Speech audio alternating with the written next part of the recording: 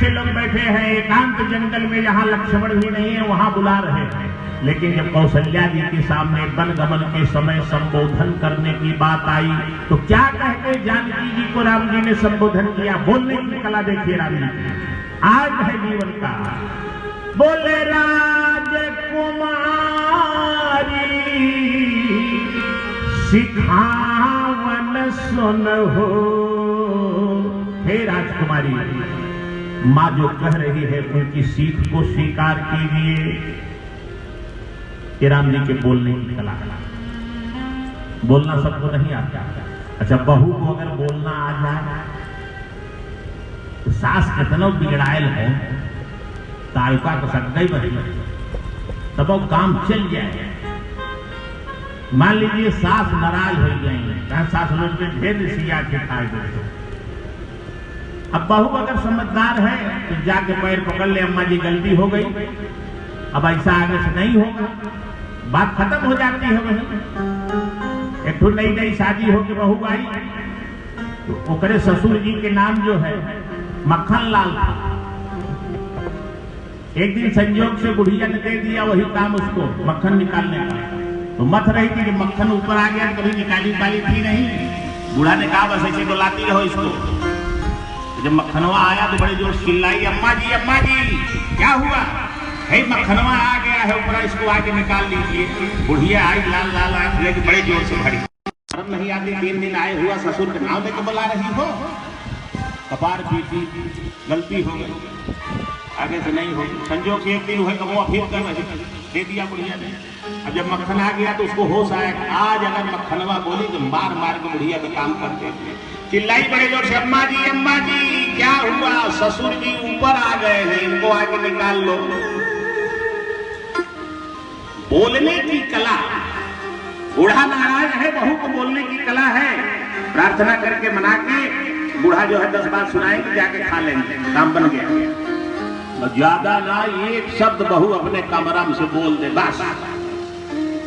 अब बूढ़ा नहीं खाई है दिन भर, अब पड़ोसन आ गई फेंकते हुए, दुल्हे पिंटू को मम्मी कहाँ गऊ? सुने तोहरे बूढ़ा आज रसिया आई है, आई ना। अब बहू बोल रही है, ए अम्मा बनाई के भाई के है आई, हाँ चाहे वो फर पर किया। अब बुढ़िया के ब्लड प्रेशर के इलाज अमेरिका को डॉक्टर नहीं कर पाए। वे भी संतोई बोली कला यार बात।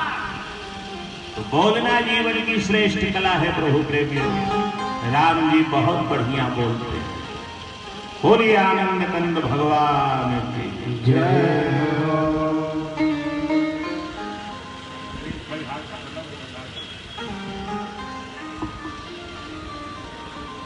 बोलिए आनंद कंद भगवान की जय। हरे राम राम राम सीता राम हरे राम राम राम सीता राम राम राम हरे राम राम राम सीता राम हरे राम राम राम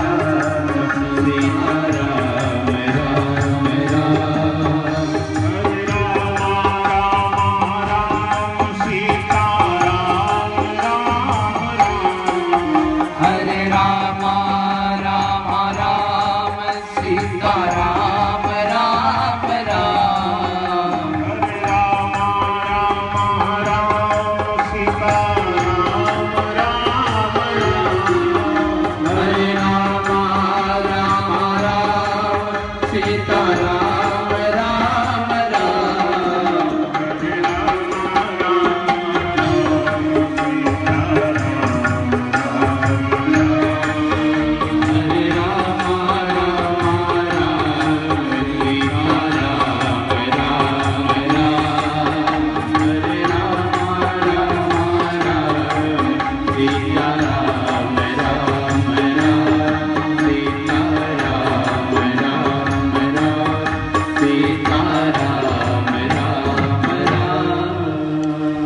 परिवर्तन के बाद जो है बड़ा असमंजस की स्थिति आ जाती है सेटिंग करने में, तो थोड़ा सा जो है अब उसमें व्यवधान तो हो ही रहा है। बार बार मोबाइल देखती है, घड़ी देखती है, बगावत में हो एक मिनट घसक ले जाएंगे कि अपना काम वो है नहीं, किसी का समय काटना उसका गला काटने के बराबर होता है।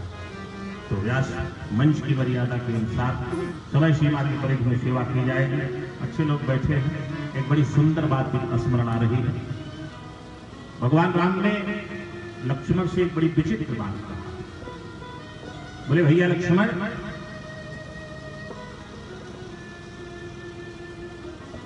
कि जान शरद ऋतु खंजन आए, और समय पाई जिन सुकृत सुहाय। समय पाई जिन सुकृत सुहाय। समय आने पर व्यक्ति के सुंदर शुभ सुकृत कर्मों का फल बिना प्रयास के ही प्रकट हो जाता है। कर्म के फल को भोगने में आप स्वतंत्र नहीं हैं, वो समय आने पे प्रकट हो जाएगा। दुख कोई नहीं चाहता, लेकिन दुख आ जाता है, इसका मतलब है कि वो आपके प्रारब्ध कर्मों का फल है। बिना बुलाए ही मेहमान की तरह वो दाखिल हो जाएगा समय के साथ साथ। तो समय पाई जिन सुकृत सुहाय। जीवन में जब आपके सुकृत का उदय होगा, एक चाय बेचने वाला दोबारा भारत का प्रधानमंत्री नरेंद्र मोदी बन जाएगा। सुकर्म का फल जब जीवन में प्रकट होगा, तो पेट्रोल पंप पर गाड़ियों पर कपड़ा और पोछा मारने वाला भारत का पहला उद्योगपति धीरू भाई अंबानी बन जाएगा। यारे सुकर्म का जब फल प्रकट होगा, तो जूता चप्पल सीने वाले का बेटा विश्व की महाशक्ति अमेरिका का राष्ट्रपति अब्राहम लिंकन बन जाता है। सुकृत कर्मों का जब उदय होता है, तो रामेश्वरम स्टेशन पर चना और पेपर बेचने वाला भारत का पहला नागरिक, भारत का राष्ट्रपति अब्दुल कलाम आजाद बन जाता है। यह है समय की महानता। समय ने किसी को छोड़ा नहीं। बड़ी बड़ी परीक्षाएं हुई हैं, सब कुछ ले लिया विश्वामित्र ने राजा हरिश्चंद्र का, राज्य ले लिया। स्वप्न में दिया हुआ राज्य भी उस दानी राजा ने स्वीकार कर लिया कि हाँ महाराज, मैंने चाबी आप ही को स्वप्न में दिया था, ले लीजिए, कोई मोह नहीं। बोले ऐसे नहीं, संकल्प करो और दक्षिणा के साथ। ठीक है, खजाने से स्वर्ण मुद्राएं ले आओ। बोले खजाना अब आपका कहां रह गया, जब चाबिये दे दिए तो खजाना तो मेरा न हो गया, राज्य मेरा तो खजाना आपका। बोले तब बोले इस राज्य की सीमा से बाहर, जहां ये राज्य नहीं है, वहां की स्वर्ण मुद्रा मुझे दक्षिणा में चाहिए। कैसी विकट परीक्षा है। देखिए समय कितना बलवान होता है। स्वीकार कर लिया। पत्नी के पास गए, प्रिय आज मेरा धर्म संकट में पड़ गया, मेरे धर्म की कसौटी और परीक्षा हो रही है, तो मेरी अर्धांगिनी हो, मेरा साथ दे सकती हो इस धर्म रक्षा में? तारा ने कहा प्राणनाथ कैसी बात कर रहे हो, प्राण भी बलिदान करना हो धर्म की रक्षा के लिए तो मैं आपके साथ हूं। पुत्र रोहित ने भी कहा पिताश्री आप बिल्कुल जो है चिंता न करें, मैं भी आपके साथ ही रहूंगा, कितना भी दुख पड़ेगा। पति पत्नी और एक छोटा सा मासूम बालक लेकर के पैदल भूखे प्यासे पदयात्रा करते हुए अयोध्या से काशी की 200 किलोमीटर से ज्यादा दूरी को पैदल तय किया। पहुंच गए। उस समय भी बड़े धनाढ्य धनाढ्य लोग रहे होंगे। काशी की गलियों में अयोध्या के राज सिंहासन पर सोने के मुकुट से सुशोभित होने वाला चक्रवर्ती सम्राट राजा हरिश्चंद्र अपनी बोली लगाते हुए गलियों में घूम रहे हैं। ऐ काशी वासियों, धर्म की रक्षा के लिए अयोध्या नरेश हरिश्चंद्र अपने को बेचना चाहते हैं, क्योंकि विश्वामित्र को स्वर्ण मुद्राएं दक्षिणा में देनी है। कोई ऐसा धर्मात्मा जो धर्म की रक्षा के लिए मुझे खरीद ले? कोई नहीं है। ये तो कामों नहीं करेगा। लेबरानों के लिए ले चले तो राजा है, बैठ के खाया है, आकर घुमाया है, क्या काम करेगा? बेकार डूब जाएगा पैसा। फेरा में मत पड़ो, आगे बढ़ जाओ। किसी ने नहीं खरीदा। अंत में जो सबसे निकृष्ट जाति का था, जिसे लोग अछूत मानते थे, अपमानित करते थे, उसने बीड़ा उठाया। नहीं, धर्म की रक्षा के लिए कुछ न कुछ करना सबका धर्म है, और धर्म बचाने के लिए मैं आपको खरीदने को तैयार हूं।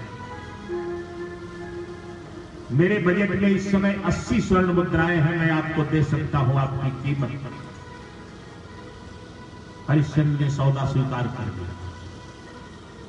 कल्लू डोम के हाथों अपनों को 80 स्वर्ण मुद्राओं में बेच दिया राजा हरिश्चंद्र ने। अभी भी 20 मुद्रा कम पड़ रही। अब रानी तारा की बोली लगनी प्रारंभ हो गई। उसके लिए भी कोई तैयार नहीं हुआ, क्योंकि साथ में एक मासूम बच्चा भी था। लोग कहते हैं एक को ले चलो, एक को बिना जो है खर्चे के बैठा के खिलाओ, काम तो कुछ करेगा नहीं। एक पंडितानी ने कहा देखो तुमको ले सकती हूँ, पैरवा में हमारे बड़ा तकलीफ रहती है, वही तेल लगा कर मालिश वलिश करने के लिए, सेवा के लिए तुम्हें ले चल सकती है, लेकिन ये बेटा तुम्हारा हमको नहीं चाहिए। तारा ने कहा माता जी बेटा है, कहां छोड़ूंगी? जो भोजन आप मुझे दीजिएगा उसी भोजन में से मैं उसे खिलाऊंगी, और जो बिस्तर मिलेगा उसी पे उसे सुलाऊंगी। आपको कोई अधिक भार नहीं उठाना पड़ेगा। स्वीकार किया। पंडितानी ने लेकर के चली गई। हरिश्चंद्र को मरघट की रखवाली का कार्य दिया गया। चिता जलाने वाले लोगों से कर इकट्ठा कर रहे। वारे समय तो कितना बलवान। तारा पंडितानी की सेवा, चौका बासन बर्तन मांजती है, झाड़ू पोछा लगाती है, सेवा करती है, चरण दबाती है। आधी आधी रात को जब पंडितानी सो जाती है तब सोने जाती है। ऐसा उसका आदेश है, जब हमको नींद आ जाए तभी सोने जाना है। समय चक्र बीतता चला गया। संतोष नहीं हुआ विश्वामित्र को इतनी परीक्षा के बाद भी। एक दिन बड़ी विकट घटना घटित हुई। फूल लेने के लिए रोहित फुलवारी में रोज जाता था, पूजा के लिए पंडित जी के। आज संयोग से वहीं सर्प ने डस लिया, रोहित का प्राणांत हो जाता। रोहित के साथ गए हुए गांव के बच्चों ने आके तारा से बताया तेरे बेटे को सांप काट लिया है, बेटा मर गया है। पंडितानी ने कहा खबरदार, आगे कदम मत बढ़ाना, मैंने तुमको खरीदा है, बेटे को नहीं। उसके मरने जीने से मुझे कोई फर्क नहीं पड़ता। सारा काम निपटा के रोज की भांति मेरी सेवा करके ही घर से बाहर जा सकती हूं। क्योंकि बिक गया है जो, वो तो गुलाम हो गया है, नौकर हो गया है। मालिक की आज्ञा का पालन करना भी उसका धर्म है। महारानी तारा ने उस धर्म का भी पालन किया। सारे काम निपटा कर पंडितानी की सेवा करके सो जाती है। रात्रि के समय फुलवारी में पहुंचते हैं, जहां रोहित का मृतक शव पड़ा हुआ। उठाकर हृदय से लगाया अपने उस जिगर के टुकड़े को। अपनी किस्मत को याद किया, फिर विचार किया समय नहीं, सुबह अब तो सब कुछ चला ही गया, लेकिन बिके हैं तो सेवा तो पंडितानी की करनी पड़ेगी, सुबह से लगना है। इसलिए रात्रि में ही इस पुत्र का अंतिम संस्कार कर दे। ऐसा विचार करके तारा बेटे की लाश को कंधे पर उठाए हुए उसी श्मशान की तरफ चल देती है जहां पर हरिश्चंद्र रखवाली कर रहे हैं। बरसात का महीना है, रिमझिम रिमझिम पानी बरस रहा है, बादलों की गर्जना हो रही है, बीच बीच में रह रह करके बिजली चमकती है, बड़ी भयंकर आवाज हो रही है। तारा धीरे धीरे सुनसान पे नदी के किनारे पहुंच जाता है। सुनसान अर्धरात्रि का वातावरण।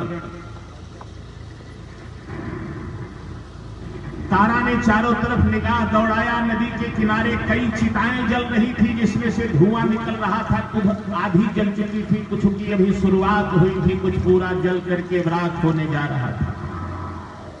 कुछ नहीं था तारा के पास। सारी चिताओं से एक एक लकड़ी इकट्ठा करना प्रारंभ किया, अलग से एक छोटी सी चिता बनाने के लिए। करीब करीब सारा काम हो भी गया था। अचानक जोरदार बिजली चमकी और बिजली के उस प्रकाश में हरिश्चंद्र ने किसी साए को नदी के किनारे चिताओं के बीच में टहलते हुए जब देखा, जोरदार आवाज लगाया, सावधान।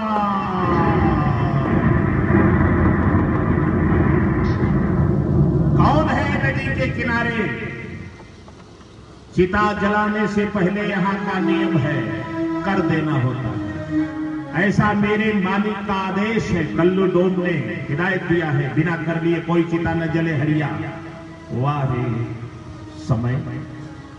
चक्रवर्ती सम्राट महाराज सत्यवादी दानी हरिश्चंद्र आज हरिया हो गए हैं। ये है समय की महानता प्यारे। वक्त संसार से आधार छीन लेता है, वक्त मझधार से पतवार छीन लेता है। वक्त पर बुरी नजर मत डालो, क्योंकि वक्त चंगेज की तलवार छीन लेता है।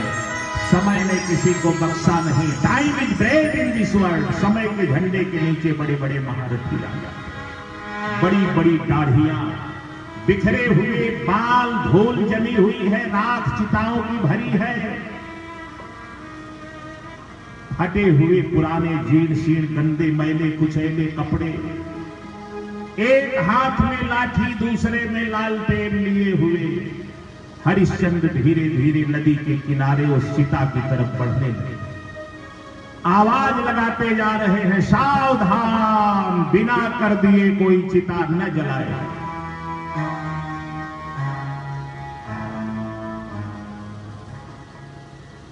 तारा के कानों में आवाज पड़ी, पैर जहां थे वहीं रुक गए।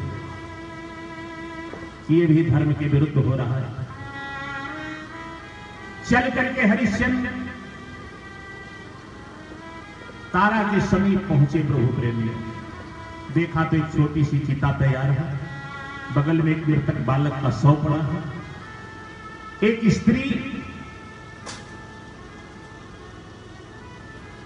चेहरे पर ऐसी उदासी, खिन्नता, दुखों का पहाड़ लिए हुए सामने खड़ी है। फिर बिजली चमकी। हरिश्चंद्र ने तारा के चेहरे की तरफ जब देखा तो दिल धड़कने लगा। दोनों हाथ लालटेन कांपने लगी, पैर थरथराने लगे। विधाता, ये तो कुछ अनर्थ का सूचक दिखाई दे रहा है। प्रश्न किया, देवी आप कौन हो? अब चूंकि तारा हरिश्चंद्र को नहीं पहचानता, तारा ने अपना परिचय रोते हुए हरिश्चंद्र को दिया। बिहारी ठाकुर जी की चंद लाइनें विदेशिया में तारा कैसे बता रही है हरिश्चंद्र को, मैं कौन हूं, क्यों यहां आई हूं, क्या प्रयोजन। रोई रोई रानी कहे राजा से बचनिया हो, ई तो हमें ललना हमारे मोरे भाई। पति को भाई कहकर संबोधित कर रही है तारा कि भाई जी ये मेरा पुत्र है। रोई रोई रानी कहे तारा से बचनिया हो। रोई रोई रानी कहे तारा से बचनिया हो।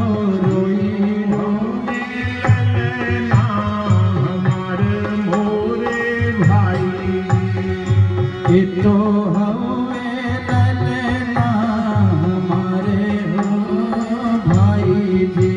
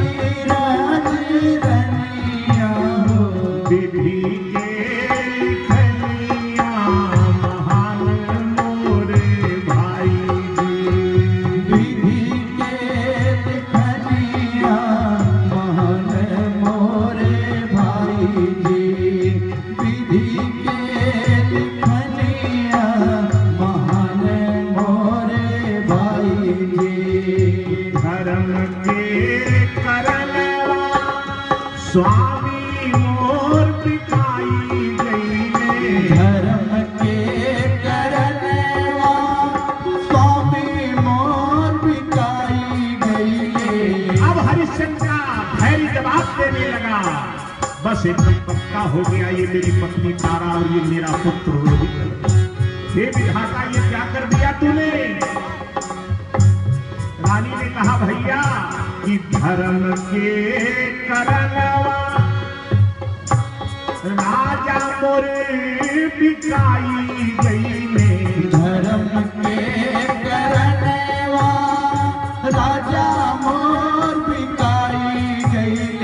धर्म के करनवा स्वामी मोर बिकाई गई में। धर्म के करनवा स्वामी मोर बिकाई गई।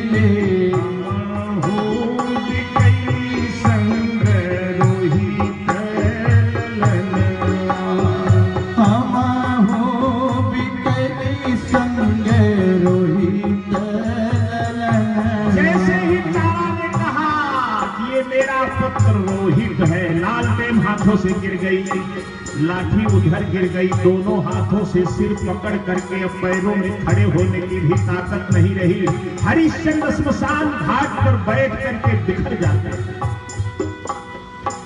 थोड़ी देर के बाद अपने को संभाला।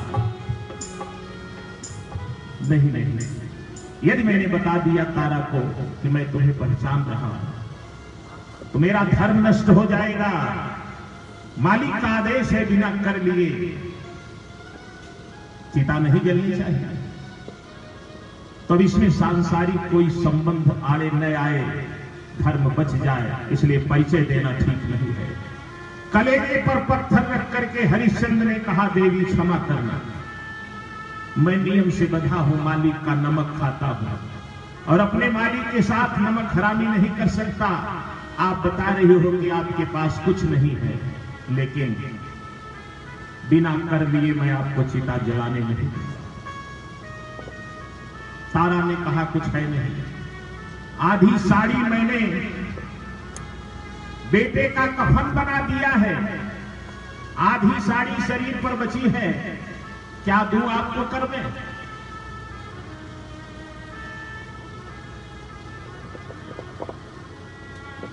हरिश्चंद्र ने कहा देवी क्षमा करिएगा, मेरा धर्म चला जाएगा।